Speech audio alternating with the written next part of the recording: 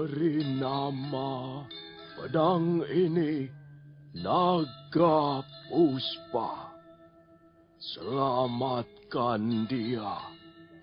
Jangan sampai jatuh ke tangan pendekar berwatak jahat.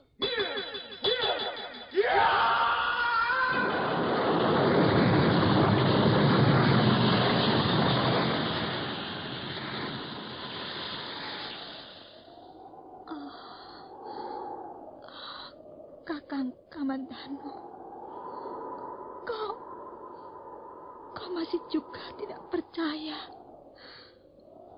bahwa aku mencintaimu. Mesin, maafkan aku, Mesin. Mesin. Mesin!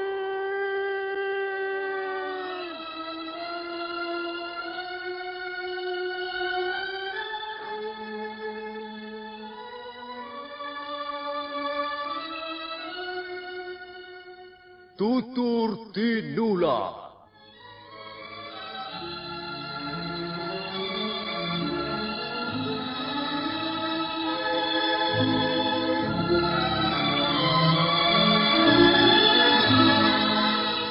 Sebuah sandiwara radio serial, produksi Sanggar Cerita dan Teater Sanggar Prativi.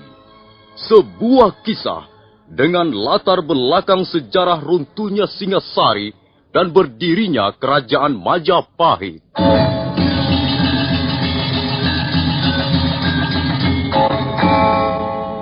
Sandiwara ini didukung oleh pemain-pemain radio yang sudah ternama.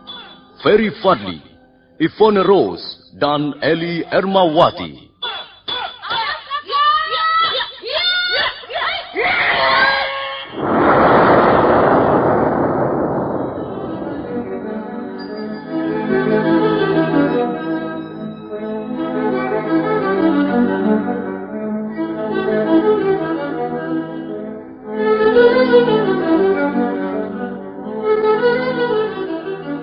Cerita ini ditulis dan disusun oleh S. Tijab.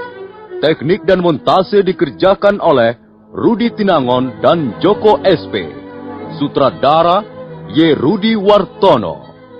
Kali ini mengetengahkan episode ketiga dengan judul Daun-Daun Bersemi Lagi.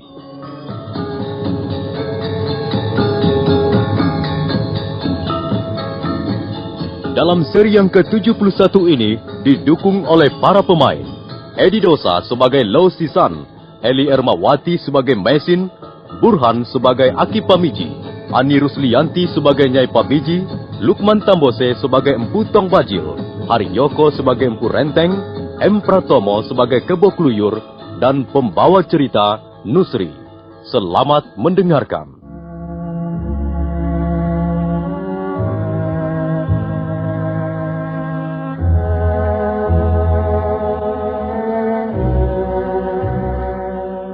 Hari mulai gelap. Remang-remang cahaya matahari menembus celah pohon di belakang rumah kediaman Aki Pamiji. Pendekar Lau menuntun istrinya melewati tanaman jagung dan palawija yang baru tumbuh. Aki Pamiji mengantarkan mereka ke ruang tidurnya di sebuah gandong atau bagian rumah yang terletak di belakang. Nah, Tuan dan Nyonya Lo bisa istirahat lagi di tempat ini. Itu obatnya harus diminum sampai habis. Terima kasih, Aki. Obat ini rasanya pahit sekali. Ya, obat yang pahit rasanya biasanya mujarab. Bukan begitu, Tuan Lo? Benar, Aki. Obat yang berkhasiat biasanya memang amat pahit rasanya. Karena itu, janganlah takut pada yang pahit-pahit. Justru yang rasanya manis, kadangkala kita harus waspada. Karena seringkali mengandung hal-hal yang menyedihkan di dalamnya. Nah, kalian istirahat dulu di sini. Aki mau bicara dulu dengan Nyai di ruangan depan. Lau, aku mendapat kesan Nyai Pamiji kurang menyukai kehadiran kita di rumahnya. Agaknya memang begitu. Tapi, ya, mau bagaimana lagi? Kita harus menunggu keadaanmu pulih. Baru bisa melanjutkan perjalanan dengan tenang. Tapi, Lau, rasanya keadaanku sekarang sudah bertambah baik. Rasa nyeri sudah tak ada lagi. Tidak, Mei. Wajahmu masih agak pucat. Ini kan karena hanya kurang istirahat. Kukira besok pagi aku sudah benar-benar segar. Kalau begitu, besok pagi kita pamit, Aki.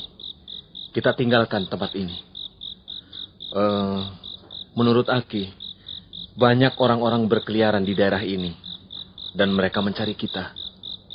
Kabarnya disediakan upah yang tinggi bagi siapa yang bisa menangkap kita dalam keadaan hidup. Karena itu, kita harus lebih hati-hati, Lau. Rasanya bahaya mengancam di mana-mana. Rasanya nyawa kita seperti telur di ujung tanduk. Kalau kita meneruskan perjalanan, sebaiknya jangan sampai bertemu dengan seseorang. Aku yakin, ciri-ciri kita sudah disebar kemana-mana. Hingga setiap warga desa pasti akan dapat mengenali kita sebagai manusia buron pemerintah. Ya, besok kita berangkat ke Kurawan. Kita ambil jalan menyusuri tepi hutan supaya tidak mudah bertemu dengan orang. Ada apa, Mesin? Aku lelah, loh. Setiap ingat bahwa kita berjalan tanpa tujuan yang pasti, aku merasa lelah. Sungai-sungai ada muaranya. Tapi perjalanan kita di negeri orang ini, di mana harus bermuara, loh? Ya, barangkali muaranya ada di dalam hati kita sendiri, istriku. Loh, kadangkala aku merasa takut sekali. Aku takut menghadapi sesuatu yang tak pasti. Aku takut melawan bayang-bayangan yang tak jelas sosoknya. Dan setiap perasaan takut itu datang mencekam. Aku lalu menjadi dingin. Peluklah aku, Lau. Peluklah. Mei. Supaya hatiku menjadi hangat kembali. Mesin.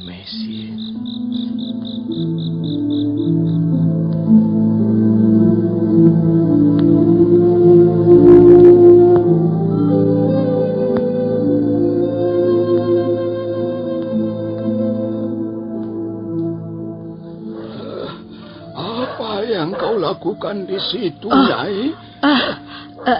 Tidak apa-apa.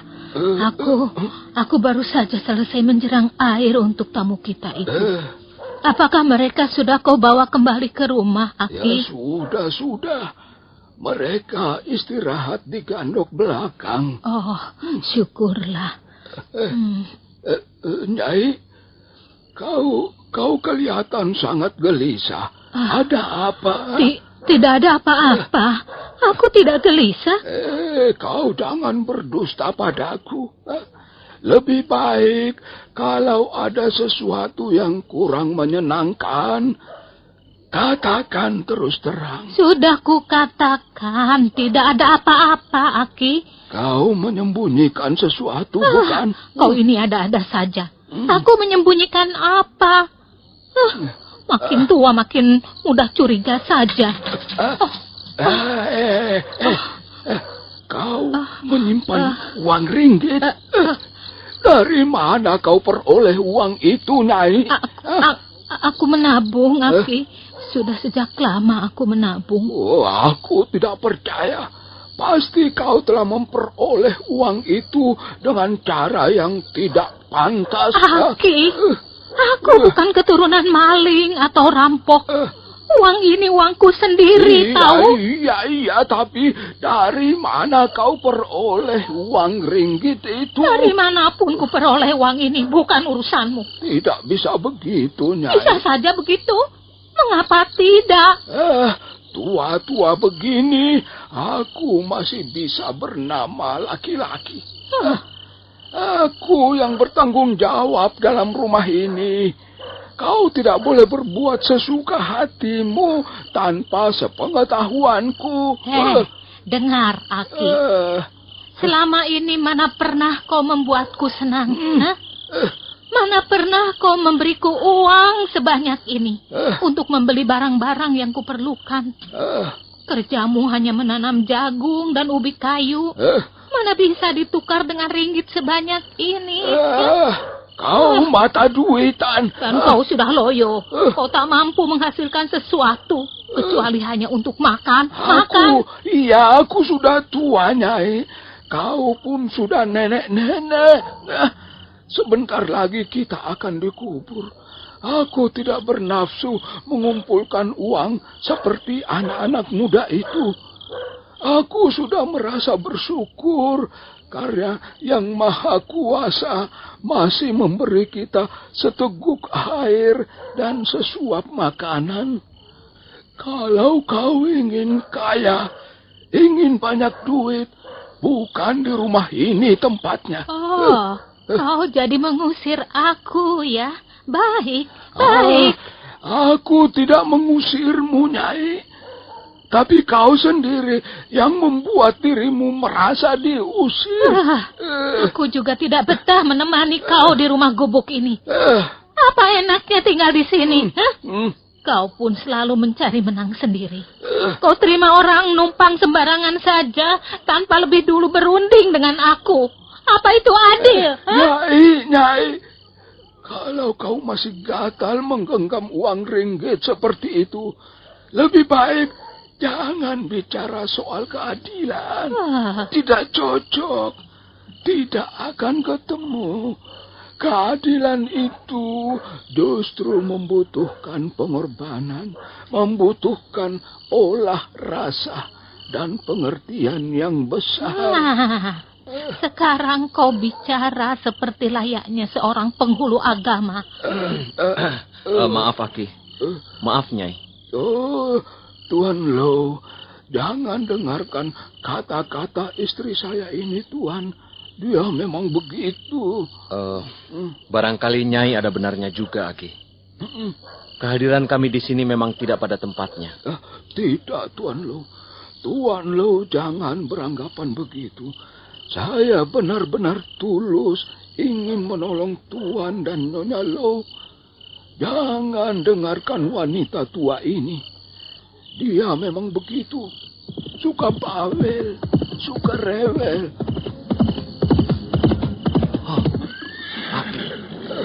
Ada pasukan berkuda datang kemari. Ya, mereka akan datang untuk menangkap kalian. Nyai, kau...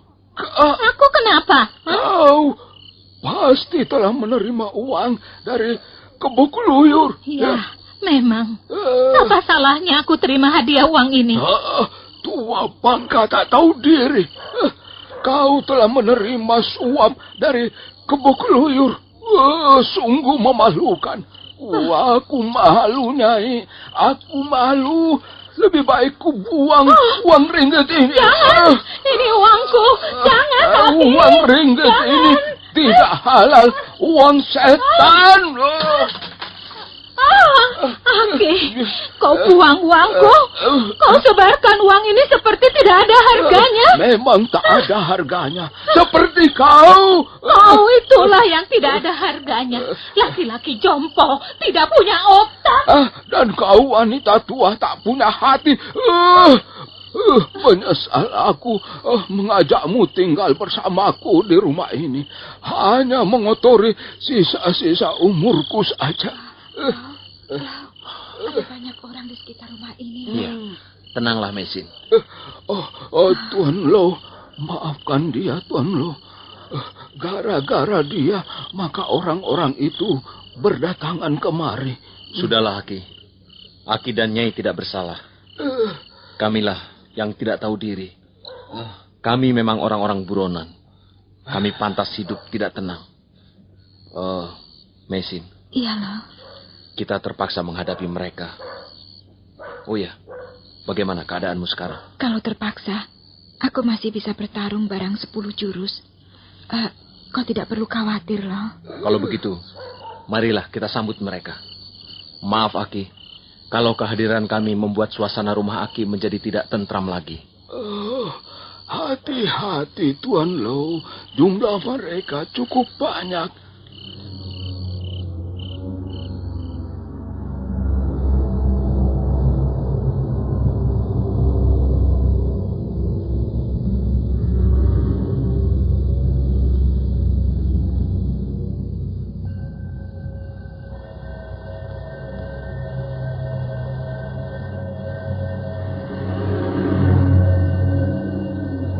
Pendekar Lo melangkah ke pintu sambil menggandeng istrinya. Mereka segera melihat bahwa rumah Aki Pamiji sudah dikepung dari berbagai jurusan. Di antara orang-orang yang mengepung itu, nampak ada yang masih duduk di atas punggung kudanya masing-masing. Begitu melihat pendekar Lo keluar, mereka buru-buru melompat. Bagus. Kebo Kluyur bisa dipercaya. Lihat, sepasang kelinci putih ini akhirnya kita temukan juga. Iya. Sekarang mereka tak ada kesempatan bisa lolos, Tuan. Ya, kecuali jika mereka mempunyai aji siluman gunung welirang. Hei, pendekar asing. Kau memang cerdik. Kau ulet dan cerdik. Di negeri kami yang masih asing, kalian bisa menyelinap seperti kadal dan menyusup seperti seekor cacing tanah. Itu sudah menjadi bukti bahwa kalian adalah pendekar tangguh, paling tidak untuk ukuran di negeri kalian. Tapi di sini, di kerajaan Kediri, kalian tak akan mampu berbuat banyak. Kalau kemarin kalian bisa selamat, kalian bisa mengelabui kami dan meloloskan diri dari pengawasan kami. Tapi sekarang kalian tidak mempunyai pilihan lain kecuali menyerahkan diri. Kami tidak akan menyerah. Kami sudah mengambil keputusan bahwa kami tidak akan menyerah. Kami membela apa yang menjadi hak kami. Sebenarnya menyerah ataupun tidak, nasib kalian akan sama saja. Ayo sergap mereka. Kepung dan tutup rapat halaman rumah ini.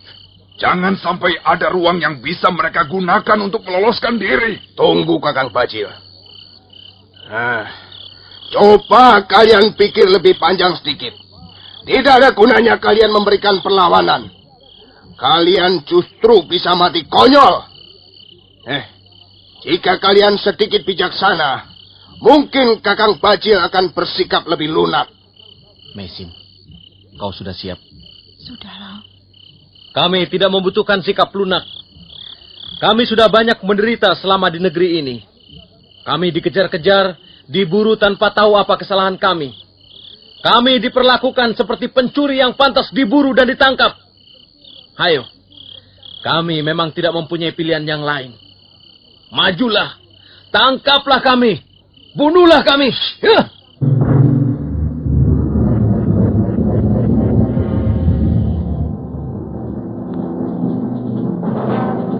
Walaupun sudah pernah melihat dengan mata kepala sendiri, tapi begitu pedang naga puspa keluar dari warangkanya, Empu Tong Bajil masih juga membelalakkan matanya.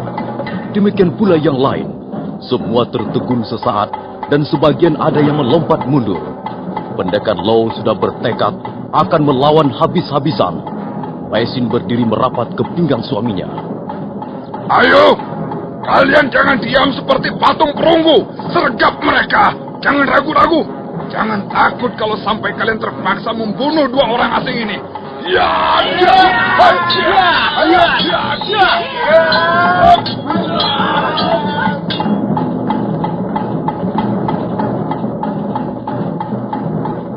Pendekar Lo mengamuk dengan pedang naga puspa di tangan kanannya. Senjata itu mendesing kiri kanan dan sekali waktu berkeradap di udara, menimbulkan cahaya menyilaukan yang aneh.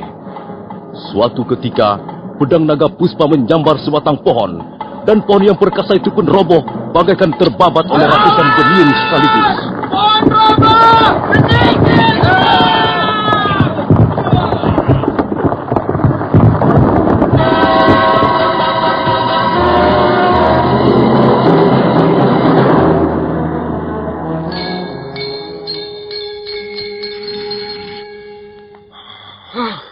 pohon itu roboh menimpa rumah Aki Pamiji, Tuan. Iya, senjata paling dahsyat yang pernah kulihat selama ini. Kakang Bajil, korban sudah banyak yang jatuh, Kakang.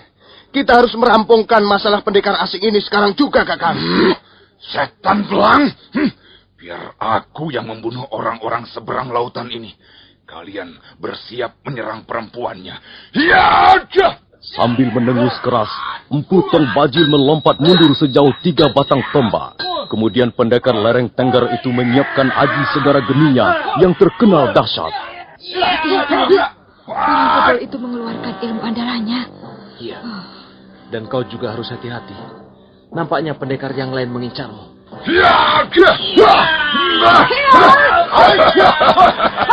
Hai, orang-orang asing yang malang! Kalian telah membuatku tak bisa lagi mengendalikan diri. Sekarang kalian akan melihat sendiri seperti apa aji segara geni. Ayo, yang lain ikut menyerang. Terus kepung mereka dan jangan beri kesempatan untuk istirahat, walaupun hanya untuk 1 tarikan napas.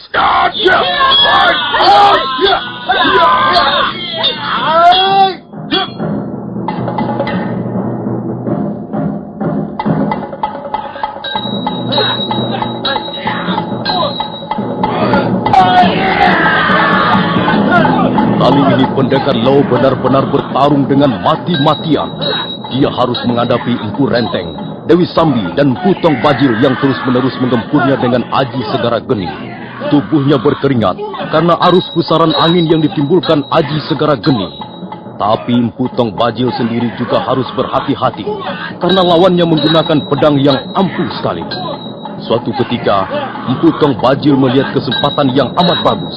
Maka buru-buru dia menarik napas untuk kemudian melepaskan pukulan ke arah lambung kiri pendekar Lau yang waktu itu belum benar letak kuda-kudanya setelah melompat menghindari ayunan pedang kuning Empu Renteng.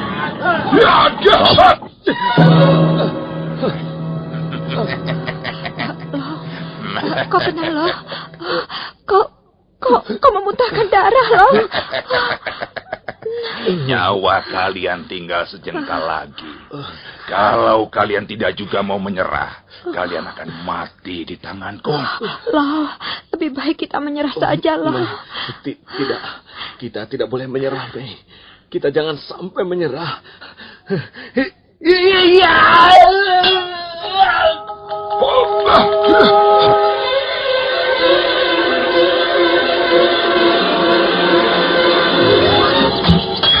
Kurang ajar, demit elek. Masih juga kau berkepala batu. Sekarang kau pasti mampus.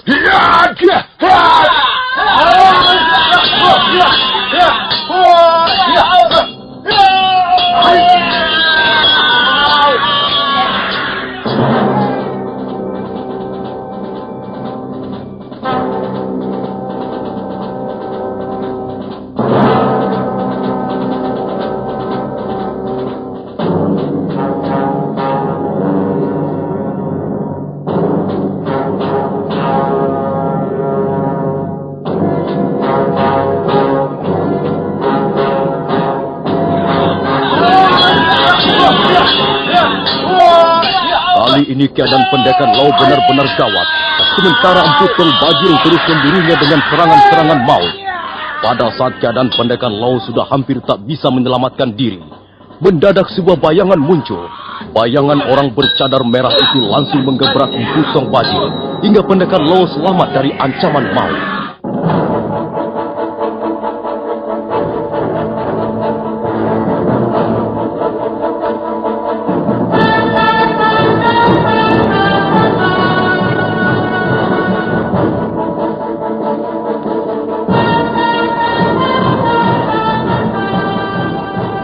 Empu Tong Bajil sangat gusar melihat kehadiran orang bercadar merah yang nyata-nyata membantu pendekar Lau. Maka dia segera menyiapkan serangkaian serangan baru lagi. Sementara Empu Renteng dan Dewi Sambi terus berusaha menembus pertahanan Mesin yang tak pernah jauh dari suaminya. Nah, para pendengar sekalian, bagaimana akhir pertarungan maut itu?